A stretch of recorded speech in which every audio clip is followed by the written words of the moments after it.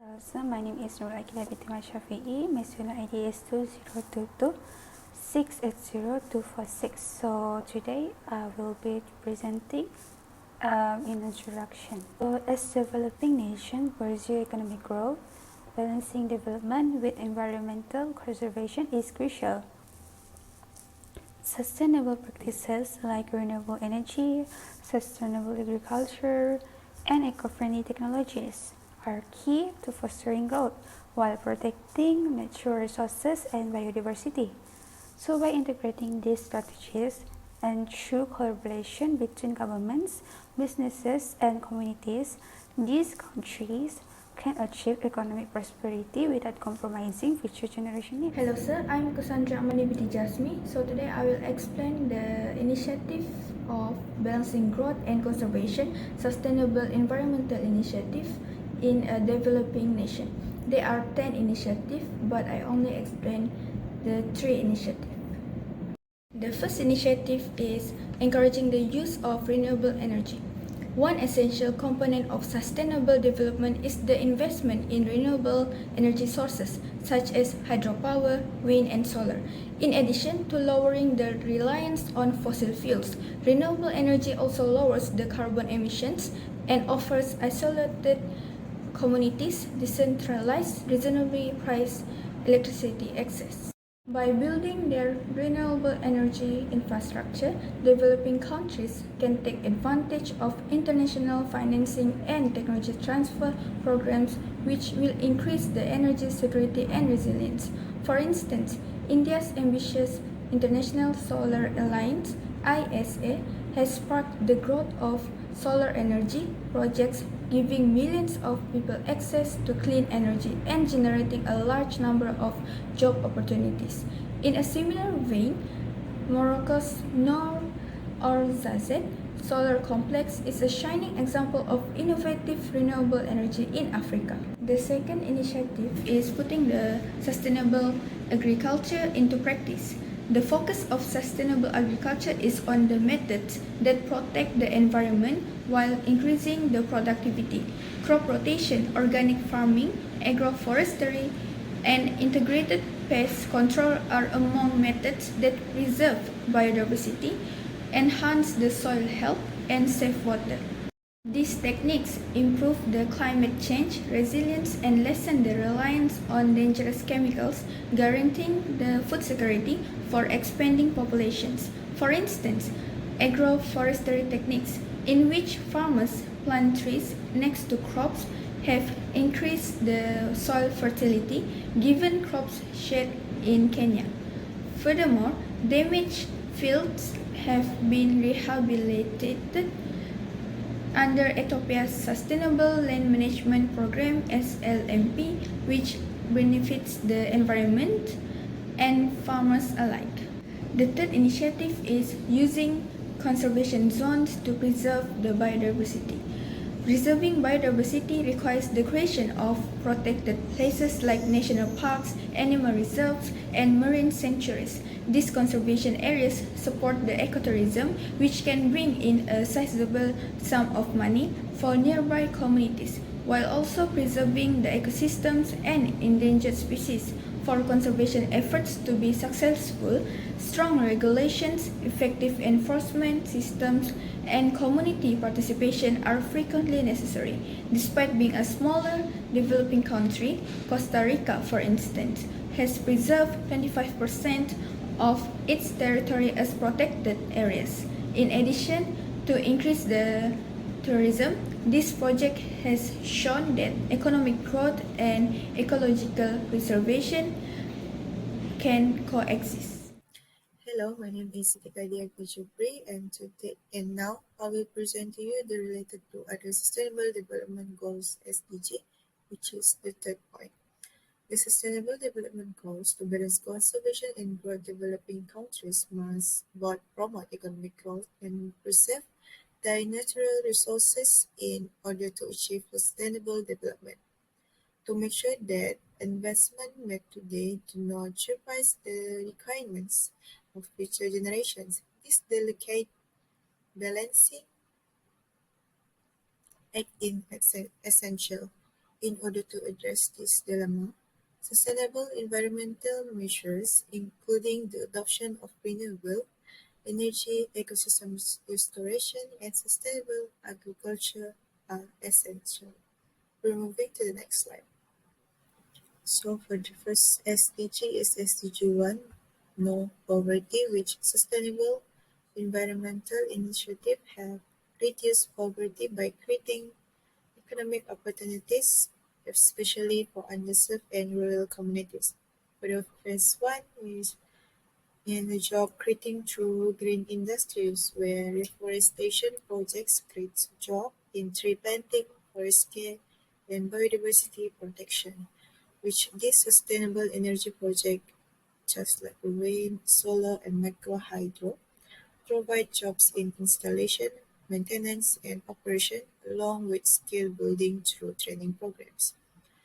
And then the third one is the sustainable agriculture practice, which the techniques like agroforestry, organic farming, and crop rotation improve soil health and provide steady incomes, which is these methods protect farmers from risks like land degradation and climate change.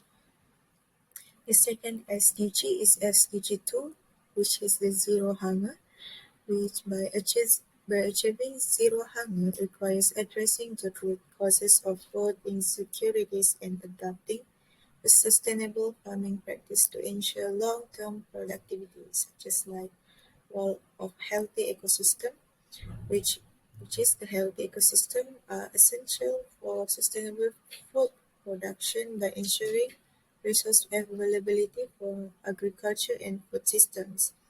The second one is the key factors for sustainable food system, where the first one is soil quality. Maintaining forests and grasslands support carbons, reduce soil erosion.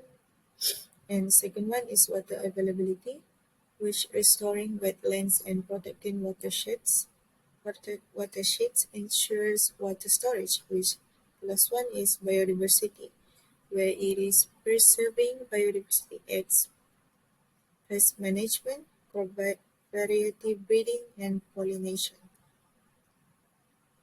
So we're moving for the third SDG, where SDG 6, clean water and sanitation. This SDG requires sustainable environmental measures that ensure water availability, quality, and equitable access while supporting economic growth, human health, and ecosystem preservation. The first one is role of watershed protection. Watershed are essential for capturing, storing, and distributing water to rivers, lakes, and aquifers. Protecting and rehabilitating these areas ensures a sustainable water supplies. The second one is the key sustainable practice by reforestation and vegetation management and land use planning, where it gave a broader benefits, and these actions support human health, protect ecosystem, and contribute to economic growth by ensuring sustainable water resource management. So for the last related SDG is SDG 7, which is affordable and clean energy. This gives access to affordable, reliable, and sustainable energy is vital for environmental sustainability and economic growth, especially in developing countries. Which the first one is by renewable energy solutions. The first one is solar energy, which we know that solar farms and distributed solar panels provide electricity to off-grid and remote areas, ensuring equitable access for households, businesses, and medical facilities. The second one is policy and financial support for clean energy, which a government initiative includes subsidies for renewable technologies, investment-friendly policies, and public-private partnership, which global institutions like the UN and World Bank offer financing and technical aid to support clean energy transition in developing nations. Hello sir, my name is Putri AMIERAH ASYA binti Alfian. My student ID is 2022-809-806 and I will present about the benefits. The first one is long-term economic stability. Sustainable resource management, which is developing countries may sustain long-term economic activities like forestry, fishing and agriculture by protecting their natural resources. Next is income diversification, which encourages environmentally friendly sectors of the economy, such as sustainable agriculture, ecotourism, and renewable energy. The second one is environmental protection and biodiversity conservation.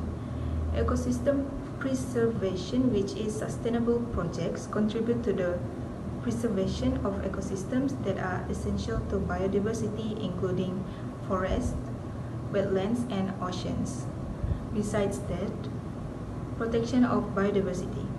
Conservation initiative aid in halting the extinction of threatened species and safeguarding ecosystems that are essential to preserving biodiversity. The third benefits, which is improved public health. Pollution reduction, which is cleaner industrial processes, the use of renewable energy sources, and waste management systems are examples of sustainable practice that reduce pollution in the air and water. Other than that, access to food and clean water, conservation programs that safeguard water supplies and encourage environmentally friendly farming practices and can give communities access to healthier food options and cleaner water. Okay. Last but not least, which is global environmental responsibility as the last benefits, which is mitigation of transboundary environmental issues by working together. Countries may address problems like pollution, overfishing, and deforestation. So next I will explain about the challenges. The first challenges is dependency on natural resources exploitation.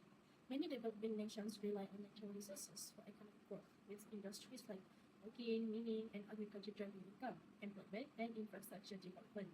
However, this reliance often compromises sustainability by degrading ecosystems. Logging can cause deforestation and soil erosion, while mining leads to land degradation and pollution.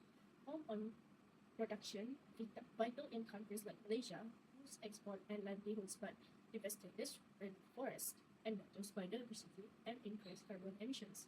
Overexploitation creates cycle of resource depletion, economic vulnerability, and environmental disaster. Embracing sustainable practices, stricter regulations, and economic diversification is essential to balance development with conservation. So next, challenges include institutional and governance challenges for sustainable development. Sustainable development in developing nations faces significant institutional and governance challenges. Balancing economic growth with environmental conservation requires effective governance and robust frameworks to prevent environmental harm. A major issue is poor coordination among government agencies, leading to conflicting priorities and inefficient management. Policy coherence is equally vital, as conflicting policies like fossil fuel subsidies undermine environmental goals. Long-term planning and forward-thinking governance are essential to prioritize sustainability over short-term gains. Collaboration among government, private sector, and civil society is crucial to create policies that integrate economic growth with environmental conservation. Other than that, tackling environmental degradation and resource depletion is one of the challenges. Environmental degradation and resource depletion in developing nations are driven by unsustainable production and consumption patterns. Industries often exploit natural resources at unsustainable rates, causing deforestation, overfishing, and mining, which disrupt biodiversity and reduce political resources. Balancing immediate economic needs with long-term sustainability is challenging as industrialization and poverty alleviation often harm the environment. Sustainable initiatives like renewable energy adoption and eco-friendly farming are essential but require resources, expertise, and governance. International cooperation, clean investment, and effective policies are key to achieve growth while conserving the environment for future generations. Last but not least, lack of financial and technological resources. Developing nations face significant challenges in balancing economic growth with environmental conservation due to limited financial and technological resources. Sustainable development requires substantial investment in green technology, renewable energy, and environmental monitoring, but pressing needs like infrastructure, healthcare, education, and poverty alleviation often take priority.